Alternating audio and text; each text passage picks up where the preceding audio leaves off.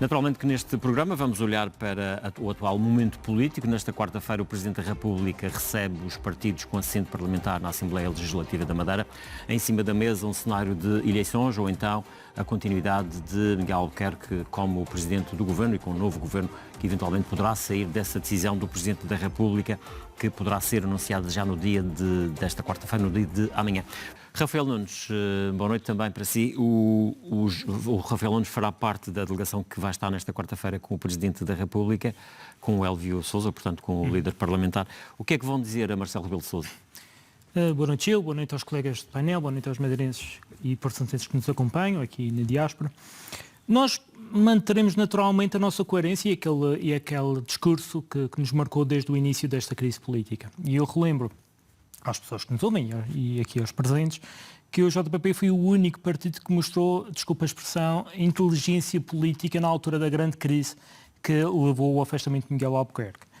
Desde a primeira hora que nós dissemos que a prioridade era garantir a tal estabilidade governativa e social que defendia aqui a deputada do PSD, e foi isso que nós decidimos naquela altura, que era de facto que era imprescindível aprovarmos o orçamento da região e só depois então haver o afastamento do Presidente do Governo e, por consequência, a queda do Governo Regional. Nós amanhã iremos ter este discurso naturalmente com Marcelo Rebelo de Sousa, com o Presidente da República, que já nos convocou para essa reunião, e iremos pedir que, de facto, seja devolvida a voz à população.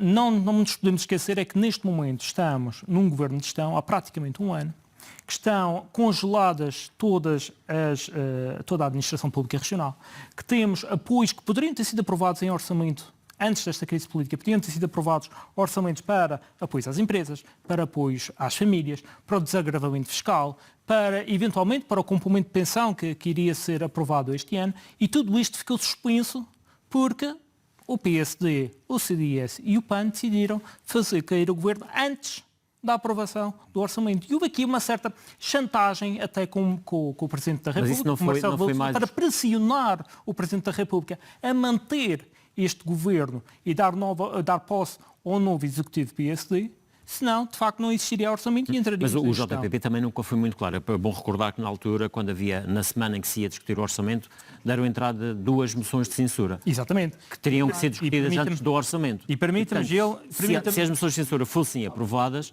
digamos que não haveria orçamento na mesma. Exatamente. O governo caía na mesma. E na altura o JPP nunca foi muito claro relativamente às posições que queriam tomar. Nós fomos claríssimos nesse aspecto e permita-me usar essas suas palavras para desmentir algo que disse Miguel Albuquerque há poucos dias, penso que foi efetivamente numa entrevista com o Gil Rosa, em que Miguel Albuquerque disse que uma das moções de censura foi colocada pelo Partido Socialista e outra pelo JPP, que é uma completa mentira. Miguel Albuquerque mentiu nessa entrevista, porque de facto não foi o JPP que colocou a moção de censura, foi o Chega e o PS. Mas isso exatamente por entendermos que colocar uma moção de censura na altura em que colocou o PS e na altura em que colocou o Chega, iria ter o mesmo efeito, exatamente, e iria cair o governo antes da aprovação. Mas na altura o JPP nunca foi muito claro. Por exemplo, se não votaria, bastava o JPP dizer que não votava a favor das moções de censura, que o governo não cairia. O JPP nessa altura foi claríssimo, dissemos frente a frente, aliás fui eu que dei essas declarações à imprensa, que dissemos claramente não é o momento para nos precipitarmos, não é o momento dos partidos da oposição quererem chegar, desculpa a expressão, ao pote, como usou a expressão do Elvio Sousa, de chegar rapidamente à governação. Era preciso pensar nas famílias, era preciso pensar nas empresas, era preciso pensar na sustentabilidade, na estabilidade da região, aprovando o orçamento, como aliás foi feito na República. Sim, mas é que para haver orçamento primeiro tinha que haver uma rejeição das moções de censura. Claro, mas nós condenamos na altura essa entrada precipitada. Não tive uma posição clara e firme tivemos. A dizer nós vamos votar contra. Nós condenamos, e fui eu que dei essas declarações à RTP, inclusive. Nós condenamos a entrada dessas moções de censura que eram precipitadas e que, naturalmente, primeiro que não fariam qualquer sentido, até porque o Presidente da República não poderia... Sim, mas foi uma posição que não foi clara na altura. Mais claro do que isto, de condenar as moções de censura, quer dizer, acho que não era por aí. Agora, deixe-me só terminar. Para concluir. Agora, há de facto e só para a questão das eleições antecipadas, há de facto aqui uma crise de credibilidade política, há uma crise de confiança política em Miguel Albuquerque e, neste momento, não tentemos esconder o sol com a peneira, está em causa, não é apenas uma demissão voluntária de alguém que decidiu que hoje já não quer ser Presidente do Governo, há aqui uma pressão de casos de alegada corrupção, de alegado controle da comunicação social, casos gravíssimos de confronto à justiça. E o que Miguel Albuquerque devia ter feito logo à partida e não o fez, e ainda hoje está para explicar porque que não o fez, era pedir, de facto, o levantamento da sua imunidade, quer a parlamentar, quer ao nível do Conselho de Estado, para que pudesse ser julgado da forma como disse que estava aberto, que queria ser arguido para se poder defender, mas nunca pediu o levantamento da sua imunidade para, de facto, proceder a essa defesa e para que, de facto, se clarificasse a sua inocência ou não. Também não ouvimos dizer que o Ministério Público terá pedido o levantamento da imunidade. Mas a questão pode ser um levantamento voluntário, pode Miguel Albuquerque querer dar a resposta. Bastava-se meter no avião e ir a Lisboa prestar declarações. O Ministério Público não tinha nada que... Não poderia pedir à Assembleia o levantamento da imunidade. Não é obrigatório. Mas a questão é que Miguel Albuquerque não deu esse passo. Quis mostrar à população que estava confiante da sua defesa, que estava confiante com a sua inocência. Nós não colocamos isso em causa. Nós também temos a noção que existe sempre a presunção de inocência. A questão é que Miguel Albuquerque não deu um único passo na tentativa de levantar as suas duplas imunidades, porque tem duas imunidades, para prestar declarações ao Ministério Público, para de facto esclarecer todos estes casos de corrupção ou de alegada corrupção que andam à volta do... Sendo Miguel Albuquerque, Rafael Nunes. Bem, várias questões aqui. Primeiro, a questão da estabilidade social e governativa é uma falsa questão, e peço desculpa à deputada Vera Duarte, mas realmente um partido que prefere deitar abaixo um orçamento e deitar abaixo o seu governo consecutivamente, não é um partido que pense na estabilidade nem das famílias, nem das empresas madeirenses. Uma mentira dita muitas vezes não vai passar a ser verdade. Mas não fui eu que me demiti. Não fui eu que me demiti antes da aprovação do orçamento. A partir do momento em que Miguel Albuquerque chega ao pé do representante e pede a sua demissão, sabendo que o orçamento não foi aprovado, sabe que vai criar instabilidade interna, instabilidade económica, instabilidade social e instabilidade governativa. A partir desse momento, não temos condições de aprovar um orçamento, até porque, se foi o Governo que entra com o orçamento na Assembleia, a partir do momento em que o Governo cai, caem todas as propostas legislativas e os senhores deputados sabem perfeitamente disso. Portanto... Mas na altura Miguel Albuquerque pede admissão porque o PAN, de certa forma, teve o apoio... O PAN, o mais importante é desvirtuar algumas disse claramente que aprovava o orçamento. Iria aprovar o orçamento e depois não queria saber, desculpa a expressão, não queria saber de Miguel Albuquerque. Portanto, o PAN estava disposto a discutir o orçamento. E era a vontade do representante da República. A discutir o orçamento, em nome do interesse regional, foi a Miguel Albuquerque que não quis discutir o orçamento, não quis garantir esta estabilidade governativa, isso não social é verdade. E económica, não quis aprovar as medidas que ele próprio colocou em orçamento e eventualmente as medidas da oposição, e foi Miguel Albuquerque que fez cair o orçamento. Agora, havia depois um plano B para fazer cair o orçamento, que era o Partido Socialista e o Chega, que também tem algumas culpas no cartório com as moções de censura que colocaram. Claro. Também deveriam ter sido colocadas posteriormente ao orçamento. Depois de aprovado, então aí cairia o Governo Regional depois de termos salvaguardado a vida dos madeirenses e a vida da sociedade madeirense e das empresas madeirenses. A questão é que, mais uma vez, tenta-se criar aqui uma nuvem de fumaça à volta desta questão, que é de facto a questão fundamental. Nós não estaríamos em situação de governo de gestão, e estaríamos, mas não nestas condições, com um bloqueio das contas públicas e um bloqueio de todas as propostas que iriam ser discutidas este ano, se não fosse o PSD, o CDS, eventualmente o PAN, com a questão da pressão naquele momento, e os partidos que colocaram as moções de censura. Mais uma questão, a questão da legitimação interna. Bom, não sei se quer mudar de tema ou não, mas falando um bocadinho sobre o processo, o tema é sempre o mesmo. Processo eleitoral interno, temos de ver que Miguel Albuquerque, e aí penso que foi o deputado Nuno Morna que referiu, ou o deputado Rui Caetano, perde estes 45% dos seus próprios militantes, entre aspas.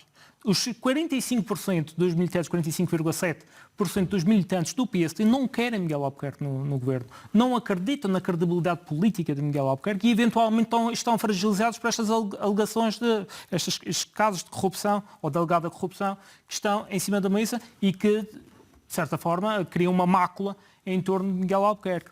Mas há aqui uma questão que Miguel Albuquerque tentou inferiorizar a Manuel António, dos 10 anos no sofá, mas perde quase metade do seu eleitorado interno para alguém que esteve 10 anos inativo. E numas eleições que, diga-se passagem, que é de facto que é uma democracia, não queria dizer musculada, mas uma democracia um pouco sanada internamente, em que históricos do PSD pedem um controle permanente às urnas, pedem que seja confirmada a identificação daqueles que vão votar, pedem que seja confirmado o interior da urna antes da votação. Como sempre se fazem todas as eleições. Julga, mas não deixa de ser curioso que agora o PSD sofra na pele aquilo que a oposição tem vindo a reclamar durante 40 anos, destas manobras internas em termos eleitorais. Mas há aqui uma questão que eu tenho de levantar, e permita-me, Gil, levantar uma questão, porque o JPP ainda hoje de manhã, deu entrada de uma audição parlamentar na Assembleia devido a uma questão, a uma ocorrência que aconteceu e que está a circular nas redes sociais. Se calhar os senhores deputados e a senhora deputada, pela cara que fez agora,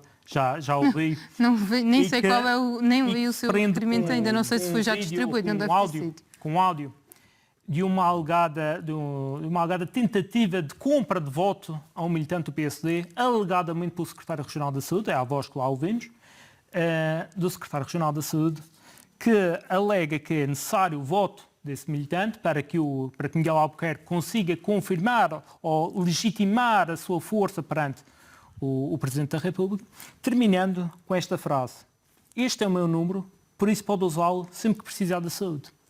E isto são declarações gravíssimas.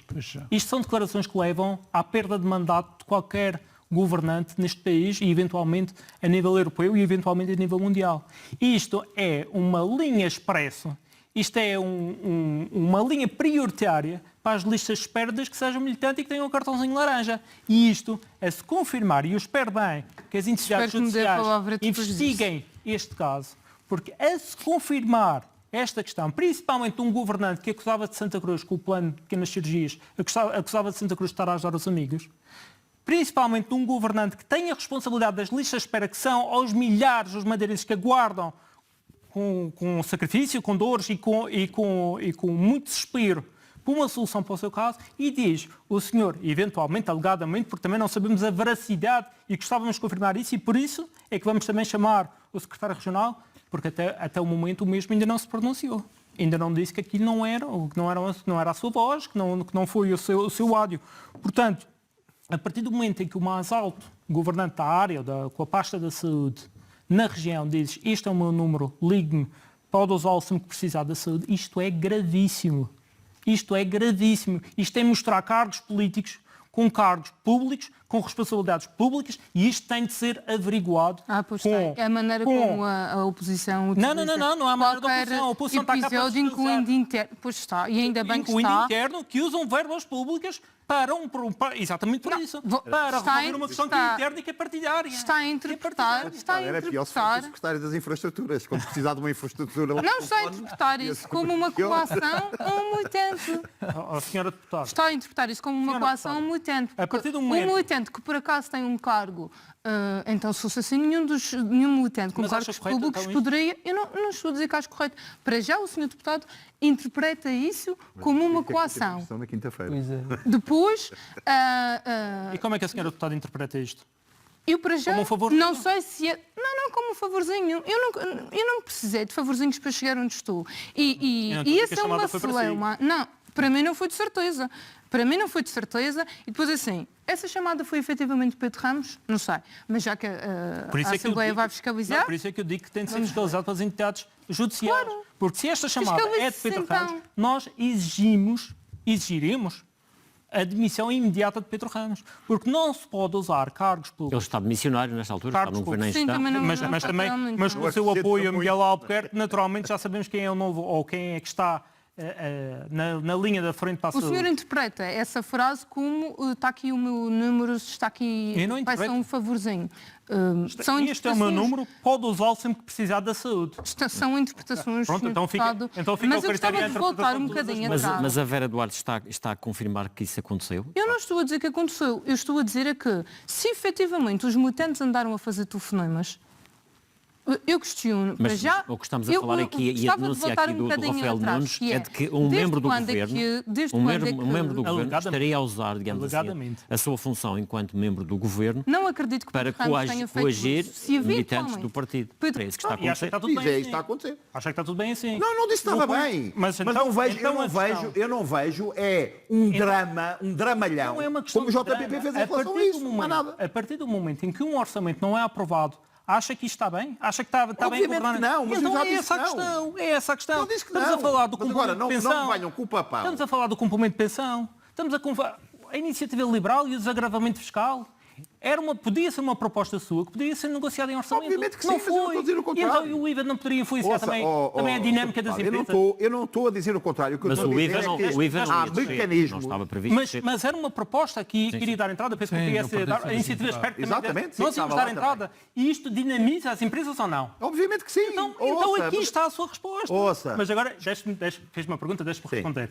Mas aqui está a sua resposta. A partir do momento em que temos um orçamento, desculpa a expressão, congelado, em duodécimos, a funcionar com as verbas anteriores, em que não existe este dinamismo em termos de propostas e medidas, está aqui a tal questão da inteligência e perspicácia política que deveria ter sido algo transversal a todos os partidos, para que naquele momento deixássemos aprovar o orçamento com as propostas que a iniciativa ia... Mas acha que você não sei, ok, que as propostas... Que as minhas propostas ou as suas propostas iam ser aprovadas pela maioria? Não? Porque não? Você sabe muito bem que não. Nós tivemos propostas a maioria era outra, do ano passado. Quantas? Uma. Senhor Deputado. Uma proposta. Senhor Deputado, não. Por acaso foram mais do que executadas? Foram executadas? Não, não foram executadas. Por acaso não foram executadas. Mas a questão, Senhor Deputado, por acaso uma foi, a outra não. Que não tinham implicação orçamental. A questão que se coloca é, neste momento teríamos a hipótese de levar um orçamento à discussão, de levar um orçamento à aprovação antes de haver este congelamento. E eu penso que a Iniciativa Liberal também concorda que seria preferível que levássemos e aprovássemos o orçamento antes da queda do governo, penso eu. Aqui devolvo-lhe a questão. Não fizemos disso cavalo de batalha como vocês fizeram. Claro, volto a perguntar. E como estou a fazer? Achou preferível então que se chumbasse assim, que caísse o governo e que se retirasse o orçamento? Não, eu dei. Mas agora estão dois cenários em cima da mesa. Se eventualmente Miguel Albuquerque for convidado para formar governo já, o orçamento acabar por ser aprovado de forma mais rápida. Se for para eleições, se calhar só teremos orçamento lá para o final do ano.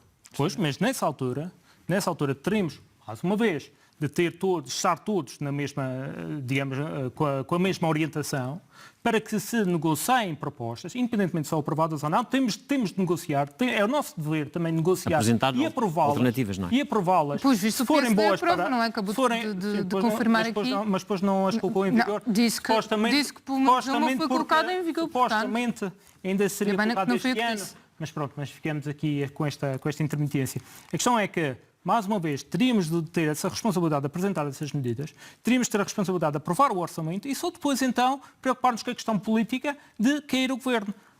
O deputado Nuno Moro, o que disse agora é que depois de ver o cenário, pegou na sua bola de cristal e disse, já não interessa o orçamento, vamos deixar cair o orçamento. Não disse nada disso, então, você está a pôr palavras na minha boca que eu não disse. Bem, peço desculpa, estou a interpretar a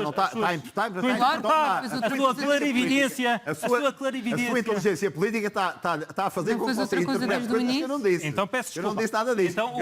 Eu não disse que não queria orçamento, nem disse coisa nenhuma. O que eu disse é que não foi nada disso que eu disse. O que eu disse. Cair o orçamento a manter Miguel Albuquerque mais uma. Eu não disse nada disso. Então diga-me. Desculpa, eu não disse nada disso. Era o que eu disse é que ao fim o de uma semana, percebendo e tendo os dados todos disponíveis, tomámos a nossa posição de que, não senhor, vamos para eleições e mais nada.